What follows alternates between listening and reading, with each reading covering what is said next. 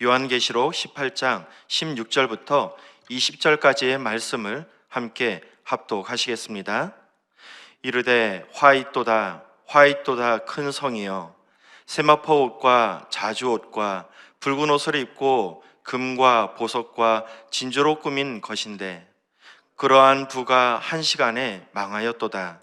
모든 선장과 각처를 다니는 성객들과 선원들과 바다에서 일하는 자들이 멀리 서서 그가 불타는 연기를 보고 외쳐 이르되 이 큰 선과 같은 성이 어디에 있느냐 하며 티끌을 자기 머리에 뿌리고 울며 애통하여 외쳐 이르되 화이또다 화이또다 이 큰 성이여, 바다에서 배부리는 모든 자들이 너의 보배로운 상품을 치부하였더니 한 시간에 망하였도다.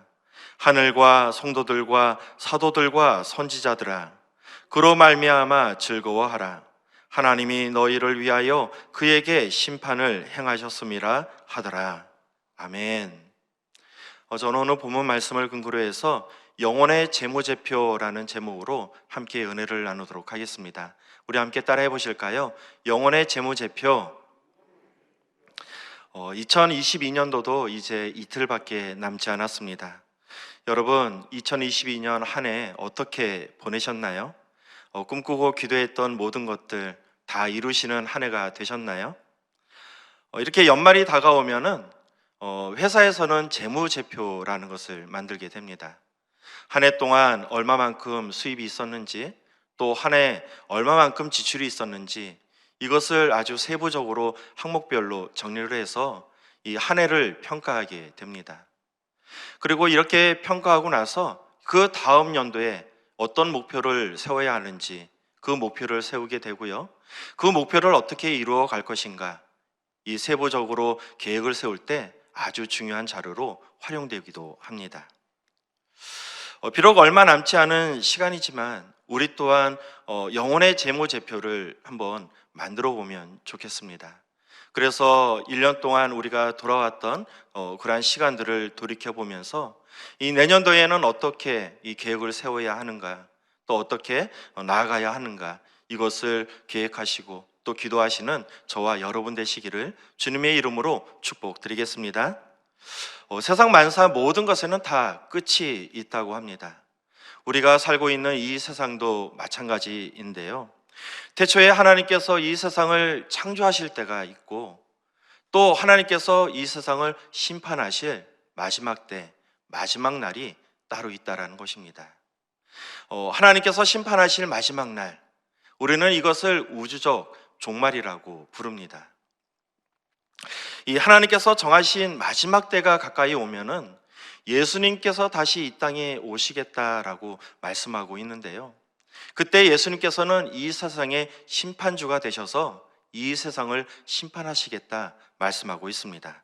우리 고린도후서 5장 10절 말씀 함께 합독하시겠습니다. 이는 우리가 다 반드시 그리스도의 심판대 앞에 나타나게 되어 각각 선악간에 그 몸으로 행한 것을 따라 받으려 함이라. 예수님께서는 부활 승천하시기 이전에 제자들을 모아놓고서 이렇게 말씀하셨습니다. 내가 곧 다시 오리라. 제자들은 이 말씀을 붙들면서 이 많은 핍박을 받았음에도 불구하고 예수님께서 그 다시 오실 날을 기다리며 살아가게 되었습니다. 그런데 예수님께서는 다시 오지 않으셨습니다. 그리고 그렇게 2000년이라는 시간이 지나가게 되었습니다. 솔직히 예수님께서 언제 다시 오실지 아무도 알 수 없습니다. 왜냐하면 그것은 오직 하나님만 알고 계시기 때문입니다. 마태복음 24장 36절 말씀입니다. 그러나 그날과 그때는 아무도 모르나니 하늘의 천사들도 아들도 모르고 오직 아버지만 아시느니라. 예수님께서 오시지 않으셨습니다. 이 우주적 종말이 우리 삶 가운데 오지 않았다라는 것입니다. 자, 그렇다면 하나님의 엄중한 심판과 우리는 관련이 없는 것일까요? 그렇지 않다는 것입니다. 누구나 이 세상에 태어나서 인생을 살아가다 하나님의 부르심을 받게 됩니다. 태어나서 삶을 살아가다 죽음을 맞이하게 되는 것입니다. 자, 우리는 이것을 개인적 종말이라고 이야기를 하는데요. 자, 이렇게 하나님의 부르심을 받은 우리가 이 가야 할 곳은 한 군데밖에 없다라는 것입니다. 하나님의 엄중한 심판대 앞에 서게 되는 것입니다. 우리가 하나님의 엄중한 심판대 앞에 서게 되었을 때 이 하나님께서는 우리가 인생을 어떻게 살아왔는가, 이 그것에 대한 심판을 하시겠다 말씀하고 있습니다. 히브리서 9장 27절 말씀입니다.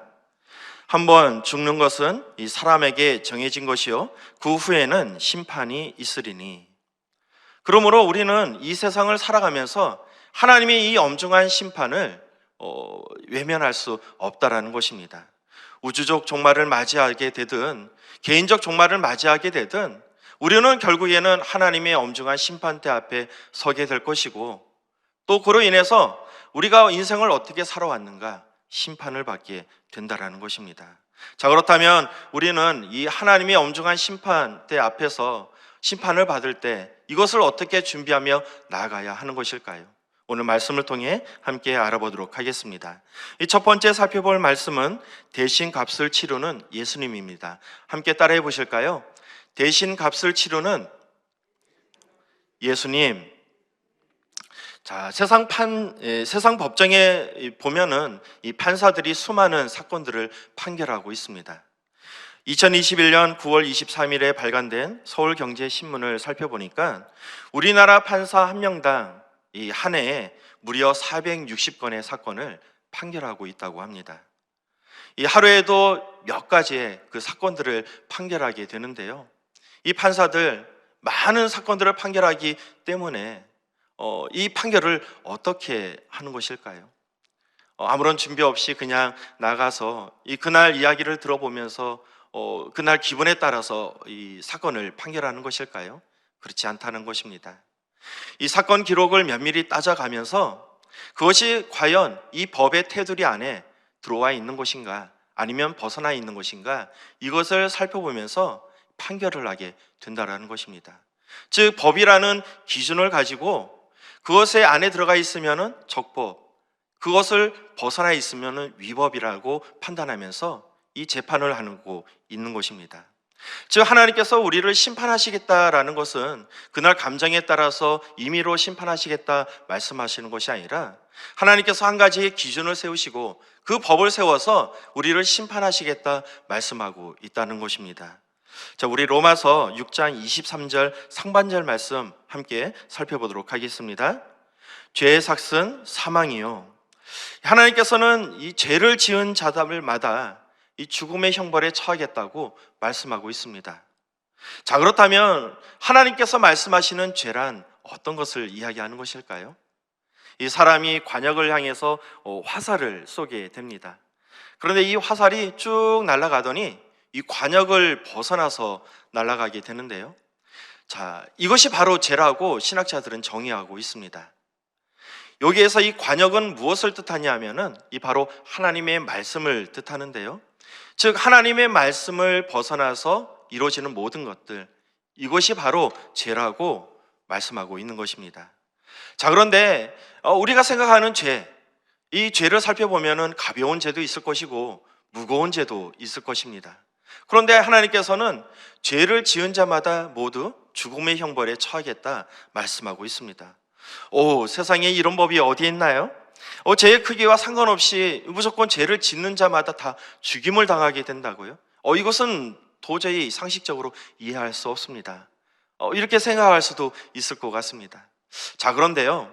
자, 우리나라에서는 이 담배꽁초를 길에 버리는 것, 이것은 크게 죄라고 생각하지 않습니다. 그래서 이 담배꽁초를 버리는 것을 보면서도 경찰에 신고하는 사람들은 별로 없다라는 것입니다. 자, 우연찮게 경찰이 그 모습을 본다고 하더라도 범칙금 5만 원만 내면은 해결되는 그러한 문제입니다.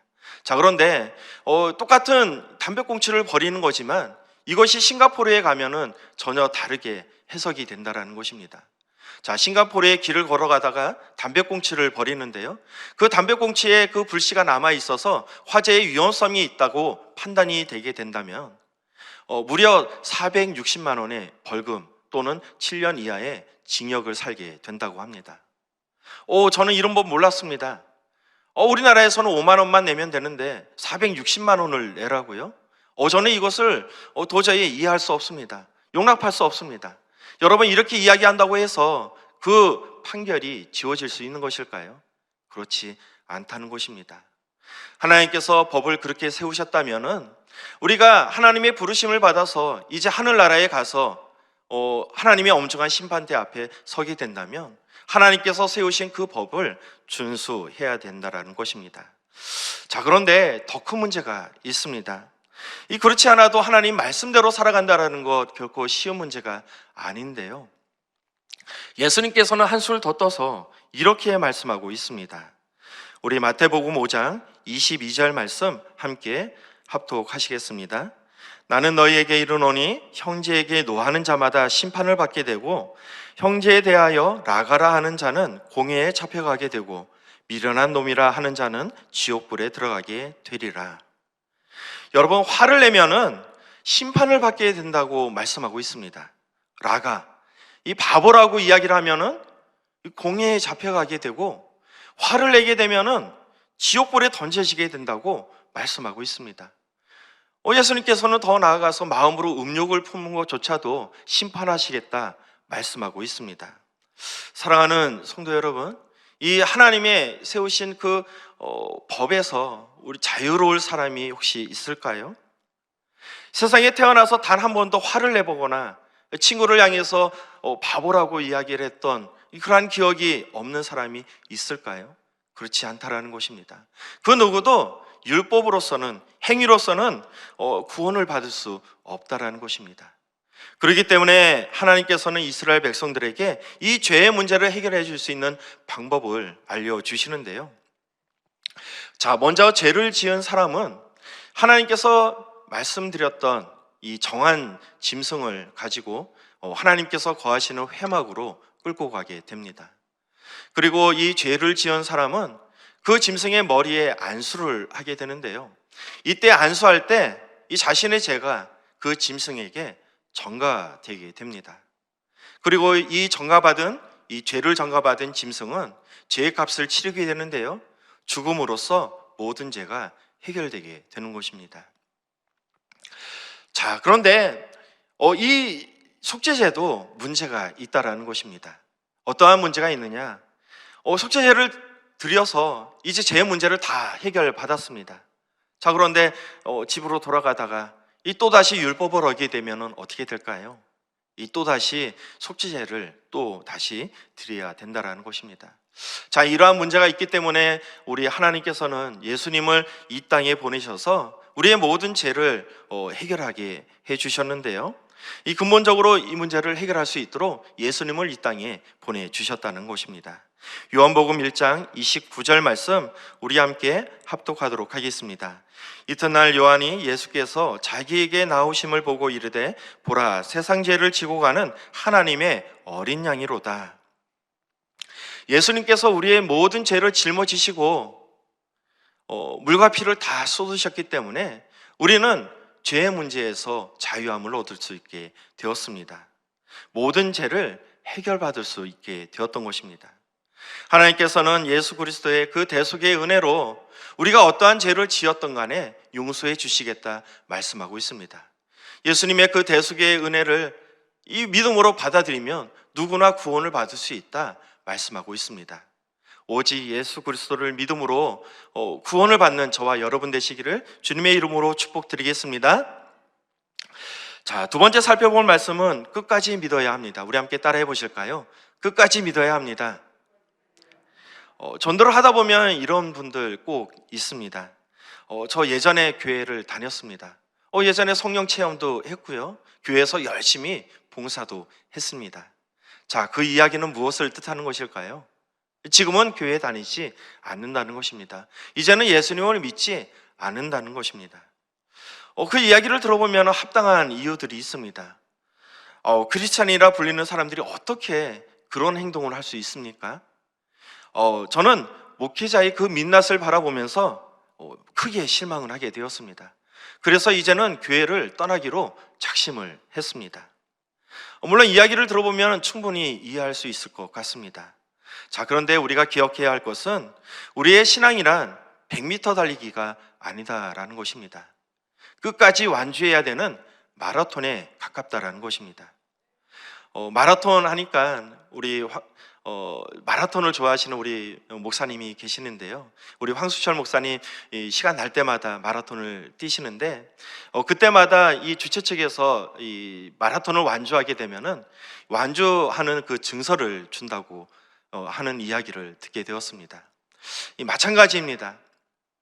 아무리 초반에 열심히 빨리 뛴다고 해도 완주를 하지 못한다면은 그 마라톤 완주했다는 그 증서를 받을 수 없다라는 것입니다. 이 완주하지 못한 사람들 이야기를 들어보면 그에 합당한 이유들이 있을 것 같습니다. 뛰는데 다리에 쥐가 나서 도저히 뛰지를 못했습니다. 뛰고 있는데 다른 사람에게 걸려서 넘어져서 더 이상 뛸 수가 없었습니다. 오늘 컨디션이 좋지 않아서 뛸 수가 없었습니다. 물론 그 합당한 이유가 있지만 완주를 하지 못한다면은 그 완주했다는 증서를 받을 수 없을 것입니다. 마찬가지인데요. 우리의 믿음은 어디까지 가져가야 되느냐? 바로 하나님의 심판대 앞에 설 때까지 우리의 신앙은 지켜 나가야 된다는 것입니다. 우리가 끝까지 믿음을 지켜 나갔을 때 비로소 우리는 구원을 받을 수 있게 된다는 것입니다. 자, 초대교회 성도님들은 믿음을 지키기 위해서 아주 큰 희생을 치러야만 했습니다. 이 로마의 지배를 받았던 시절에 기독교인들은 엄청난 핍박을 받아야만 했는데요.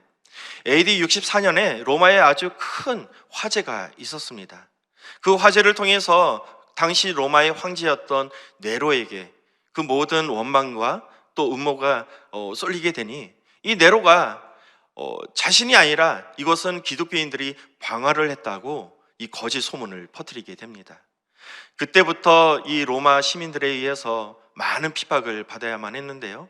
무려 250년이라는 긴 시간 동안 아주 큰 핍박을 받아야만 했습니다. AD 313년 콘스탄티누스 황제가 이 정식으로 기독교를 인정하는 시간까지 무려 250년 동안 아주 큰 핍박을 받아야 했다는 것입니다. 당시 기독교인들은 신앙을 지키기 위해서 이 지하 무덤인 카타콤에 들어가서 그곳에서 생활하면서 신앙을 지키며 나아가게 되었는데요. 현재 로마 주변에는 약 60여 개의 카타콤이 있다고 합니다. 그 중에서 칼리투스 카타콤이라는 이 카타콤이 있는데 이 카타콤 안에 들어가 보면은 이 지하에 이 길이 있는데 무려 20km나 되는 아주 미로와 같은 길이 있다고 합니다. 대를 이어가면서 이 카타콤에서 생활을 했던 사람들, 그들은 이 313년 콘스탄티누스 황제에 의해서 기독교가 공식 인정이 되어서 세상 밖으로 나올 때는 이 하나같이 다 이 눈이 어두워져서 장님이 되었다고 합니다. 여러분, 로마 시대의 그 성도님들은 왜 이와 같이 불편함을 감수하면서 이 카타콤에서 어려운 생활을 했던 것일까요? 그것은 세상에서 누리는 삶보다 구원받는 것이 훨씬 가치 있다라고 생각을 했기 때문에, 판단했기 때문에 비록 생명의 위협을 받고 평생 땅속에서 짐승과 같은 삶을 살아갈 망정 그와 같은 선택을 하게 되었다라는 것입니다. 오직 천국의 소망이 있기 때문에 이 세상에 살아가면서 그러한 불편함을 충분히 감수할 수 있었다라는 것입니다. 자, 오픈도어즈 2021년 월드와이츠 그 리스트에 보면은 기독교 박해에 관련된 자료가 나오게 됩니다. 전 세계적으로 오늘날에도 매일 평균 13명의 순교자가 발생하고 있다고 합니다. 그리고 매일 12개의 이 교회 건물들이 이 공격을 받고 있고요. 또 많은 기독교인들이 부당하게 체포되거나 이 감옥에 투옥되고 있다고 합니다. 그 자료를 보면은 1위부터 50위까지 이 기독교를 핍박하는 나라에 대해서 쭉 명시가 되어 있는데요. 그 중에서 순교 제일 1위 국가는 이 나이지리아라고 합니다. 이 나이지리아를 보면은 2021년 한 해 동안 무려 3,530명의 이 순교자가 발생했다고 하는데요. 지금도 이 전 세계적으로 많은 사람들이 극도의 그 박해를 받고 있다고 합니다. 전 세계적으로 무려 3억 900만 명의 이 기독교인들이 핍박을 받고 있고요. 이 숫자는 이 작년 대비 4,900만 명이 증가한 숫자라고 합니다. 우리는 신앙의 자유가 있는 나라에서 살아가고 있습니다. 그러다 보니까 기독교에 대한 박해, 순교, 이것은 우리와 상관없다라고 생각하는 경향이 많이 있는데요. 이 순교하면은 초대교회 성도님들만 했던 그러한 유산물이라고 생각할 때가 있다라는 것입니다. 자, 그런데 요즘 이러한 박해들이 오히려 더 심화되고 있고 더 많이 이 핍박을 받고 있다라고 합니다. 여러분, 이 많은 사람들이 왜 아직도 이런 핍박을 받으면서 이 어려운 삶을 살아가고 있는 것일까요? 왜 순교의 피를 흘려가면서 살아가고 있는 것일까요? 그것은 이 세상에 살아가는 것, 이 세상에 누리는 것보다도 이 믿음을 지켜나가는 것이 훨씬 가치 있다고 판단하기 때문에 극도의 그러한 핍박에서도 이겨나가는 것이고 순교의 피를 기꺼이 흘러나가는 것인 줄 믿습니다. 세상에서 잘 되는 것 물론 중요합니다. 하지만 그것보다 더 중요한 것이 있는데요. 그것은 바로 믿음을 지켜나가는 것입니다. 이제 2022년 한 해를 마무리해야 되는 시점이 왔습니다. 이 시점에서 우리의 영혼의 재무제표는 어떤가 점검을 해보았으면 합니다. 사랑하는 내 자녀들, 내 가족, 내 친지들, 내 이웃들, 과연 이들에게 나는 예수님을 잘 전하고 있는가? 우리 가족들은 모두 구원받고 천국 백성 되어 있는가?